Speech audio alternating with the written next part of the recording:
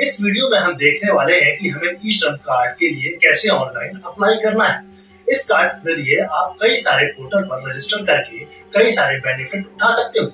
सरकार की कई स्कीम का फायदा आप इस कार्ड के जरिए उठा सकते हो। इस कार्ड को बनाने के लिए वीडियो के डिस्क्रिप्शन में दिए गए लिंक पर क्लिक करके ishram.gov.in के ऑफिशियल पोर्टल पर आपको आ जाना है। इसके बाद आपको रजिस्टर ऑन ई श्रम के ऑप्शन पर क्लिक करना है। फिर आपको आपका मोबाइल नंबर और कैप्चर कोड एंटर करना है। इसके बाद कुछ क्वेश्चन पूछे जाते हैं, जैसे कि क्या आप एम्प्लॉय प्रोविडेंट फंड यानी कि EPFO में रजिस्टर हो या फिर आप स्टेट इंश्योरेंस कॉर्पोरेशन यानी ESIC में रजिस्टर हो। अगर आप रजिस्टर हो तो यस करना है, वरना नो के ऑप्शन पर क्लिक कर देना है। तो मैं दोनों में ही रजिस्टर नहीं हूँ तो नो के ऑप्शन पर क्लिक करेंगे और सेंड OTP के टैब में हम क्लिक करेंगे। हमारे मोबाइल पर जो वन टाइम पासवर्ड आया होगा उसे हम यहाँ एंटर कर देंगे और सबमिट टैब पे क्लिक कर देंगे। इसके बाद हमें अपना आधार नंबर भरना है। इसके बाद आप सभी को यहाँ KYC मोड के 3 ऑप्शन दिखाए गए हैं, जिसमें कि आप चाहो तो फिंगरप्रिंट, आइरिस के थ्रू एप्लीकेशन कर सकते हो और तीसरा तरीका है OTP का, लेकिन इसके लिए आपका मोबाइल नंबर आधार से लिंक होना चाहिए। तो यहाँ हम OTP के ऑप्शन को सिलेक्ट कर लेंगे। इसके बाद कैप्चर कोड दिखाया जाता है, सेम टू सेम इसको एंटर करना है और एग्री के ऑप्शन पर क्लिक करना है और सबमिट के टैब पे आपको क्लिक कर देना है। तो यहाँ पर हमारे मोबाइल फोन पर एक OTP गया है, यहाँ पर वो OTP इंटर करना है और वैलिडेट के टैब पे आपको क्लिक करना है। इसके बाद यहाँ पर आपका ऑथेंटिकेशन सक्सेसफुल हो जाता है। यहाँ पर आप सभी को continue to enter other details का जो ऑप्शन दिखाया गया है, आपको इस ऑप्शन पर क्लिक करना है। यहाँ पर जो भी डिटेल्स पहले से मौजूद नहीं है वह हमें दर्ज करना है, जिसमें कि हमें सबसे पहले अपनी जो ईमेल आईडी है वो यहाँ पर फिल करना है। आप शादीशुदा हैं या फिर अनमैरिड हो, यहाँ पर आपको चूज करना है। फादर का नाम और इसी के साथ में अपनी मदर का जो नेम है वो आपको दर्ज करना है। सोशल कैटेगरी के सेक्शन में आना है। यहाँ पर SC ST OBC जिस भी कास्ट से आते हो या फिर जनरल से आते हो, आपको यहाँ पर चूज करना है। सोशल कैटेगरी सर्टिफिकेट भी अपलोड करने का जो ऑप्शन है यहाँ पर दिया जाता है, लेकिन ये जरूरी नहीं है कि साथ ही में आप अपलोड करो। यहाँ पर जो आपका अकाउंट है क्रिएट होने के बाद में दोबारा से कभी भी आप लॉगिन करके ये जो डॉक्यूमेंट है अपलोड कर सकते हो। फिर ब्लड ग्रुप के सेक्शन में आना है। यहाँ पर अपना ब्लड ग्रुप चूज करना है। नहीं पता है तो यहाँ पर जो स्पेस का जो आइकन दिया गया है उसको आपको सिलेक्ट कर देना है। इसके बाद डिफरेंट एबल्ट का जो ऑप्शन दिखाया गया है उसमें अगर कोई विकलांग व्यक्ति है वो कार्ड बना रहा है तो उसको यहाँ पर सिलेक्शन करना है। इसके बाद आपको नॉमिनी डिटेल्स के सेक्शन में आना है। यहाँ पर आप सभी को नॉमिनी का नेम एंटर करना है। इसके बाद नॉमिनी की डेट ऑफ बर्थ और जेंडर चूज करेंगे। इसके बाद जो भी रिलेशन है आपसे नॉमिनी का, यहाँ पर आप सभी को सिलेक्शन करना है। नॉमिनी का जो एड्रेस है यहाँ पर आपको दर्ज करना है और सेव एंड कंटिन्यू के टैब पर क्लिक करना है। तो इस तरीके से हमने पर्सनल इंफॉर्मेशन का सेक्शन कंप्लीट कर लिया है। इसके बाद हम एड्रेस के सेक्शन में आ चुके हैं। यहाँ पर अपनी जो होम स्टेट है हमें उसको सिलेक्ट करना है। फिर डिस्ट्रिक्ट को सिलेक्ट करना है। स्टेट स्पेसिफिक ID के सेक्शन में आना है। यहाँ पर आपको ये फिल करने की जरूरत नहीं है, आप ब्लैंक ही छोड़ सकते हो। इसके बाद आप सभी करंट एड्रेस के सेक्शन में आ जाते हो। यहाँ पर आपको ये सिलेक्ट करना है कि आप शहरी क्षेत्र से हो या फिर ग्रामीण क्षेत्र से। यहाँ पर अपना कंप्लीट एड्रेस आपको दर्ज करना है और इसके बाद में आप सभी को अपनी तहसील सिलेक्ट करना है। यहाँ आप सभी से ये भी पूछा जाता है कि ये जो एड्रेस आपने दर्ज किया है इस एड्रेस पर आप कितने सालों से रह रहे हो, तो अपने अकॉर्डिंग अपना स्लैब सिलेक्ट कर लेना है।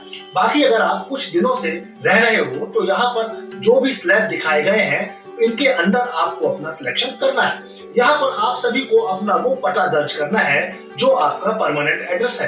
तो सबसे पहले उसी तरीके से लोकेशन सिलेक्ट करना है और सेम उसी तरीके से जो आधार पर आपका एड्रेस है आपको यहाँ पर दर्ज कर लेना है। अपने एरिया का पिन कोड डालना है और सेव एंड कंटिन्यू के टैब पर क्लिक करना है। जो भी आपका एजुकेशन का लेवल है, आपको कई सारे स्लैब दिखाए गए हैं, यहाँ पर आपको अपने अकॉर्डिंग चूज करना है। कोई भी व्यक्ति ऐसा है जो पढ़ा लिखा नहीं है तो उसके लिए नॉट लिटरेट का भी ऑप्शन यहाँ पर दिया गया है। इसके बाद में एजुकेशन सर्टिफिकेट भी यहाँ पर आपको अपलोड करने के लिए बोला जाता है, जो कि हम बाद में भी अपलोड कर सकते हैं। इसके बाद आप सभी को मंथली इनकम स्लैब के सेक्शन में आना है।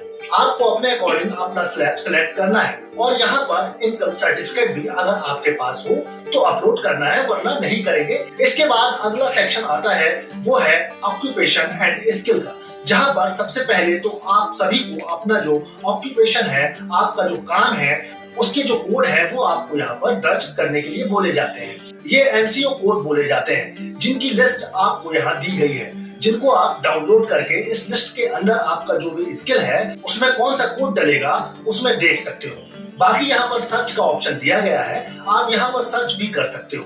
तो यहाँ पर सर्च करने से पहले ये पूछा जाता है कि अगर आप किसी एग्रीगेटर के साथ में कोई मोबाइल बेस्ड ऐप के साथ में काम करते हो, जैसे कि उबर, ओला, जोमेटो पर काम करते हो, तो यहाँ पर आप सभी को प्लेटफॉर्म की डिटेल दर्ज करने के लिए बोला जाता है।